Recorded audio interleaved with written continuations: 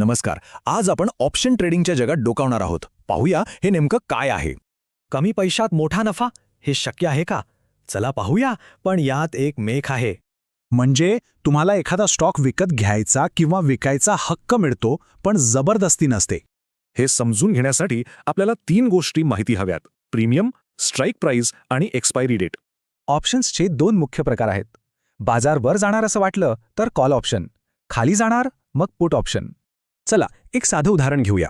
समजा रिलायन्सचे शेअर सध्या 2500 रुपयाला आहे. आता असं वाटतंय की शेअरची किंमत वाढेल, मग फक्त 50 रुपये प्रीमियम देऊन एक कॉल ऑप्शन घेतला जातो.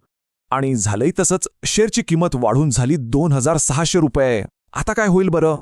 बघा, शेअरवर 100 रुपये वाढले, त्यातून 50 रुपये प्रीमियम गेला, म्हणजे सरळ 50 रुपये नफा. पण थांबा, प्रत्येक वेळी अंदाज बरोबर येईलच असं नाही. मग काय? आणि इथेच खरी गंमत आहे. जास्तीत जास्त नुकसान किती? तर फक्त तो 50 रुपयांचा प्रीमियम. म्हणजे एकतर फायदा होऊ शकतो किंवा नुकसान झालं तरी ते मर्यादित असतं, फक्त प्रीमियम पुरतं. पण प्रत्येक गोष्टीला 2 बाजू असतात, नाही का? चला याचे फायदे आणि तोटे दोन्ही पाहूया. हे इतकं जोखमीचं आहे, मग हे नक्की कोणासाठी आहे? कोण करू शकतो ऑप्शन ट्रेडिंग?